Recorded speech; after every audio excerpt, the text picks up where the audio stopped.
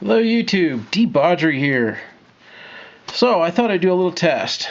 And what that test is, and let's pull this down. So I have a watt meter here that actually shows voltage and amperage correctly. And I have another watt meter that's a steaming pile of shit. But what it does have is a 1K pre-charge resistor and a switch and a shunt. So anyway, I'm going to use this to be my pre-charge circuit, and we're going to watch voltage climb on here. So this motor controller is a Nucular 24 FET controller, and I have from here to here 20S, or about 82 volts. It's partly discharged, so not quite. So what we're going to do is we're going to watch that voltmeter, and we're going to watch the voltage climb just on pre-charge. So you notice my switch back here is turned off. So that means all current flow into the controller and its capacitors has to happen through that 1K resistor. So let's set this bad boy down. And oh, by the way, you can see the ground wire is disconnected. So plug that baby in. And let's watch the display. So we're up to 48, 49, 50 volts. You know, within a second.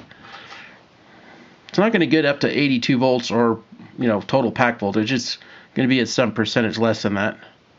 Anyway, 64 volts.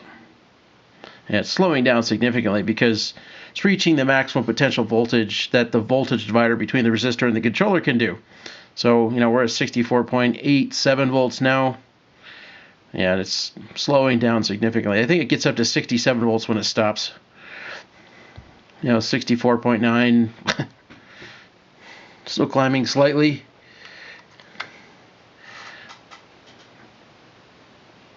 Okay, I think that's it, 64.98 volts.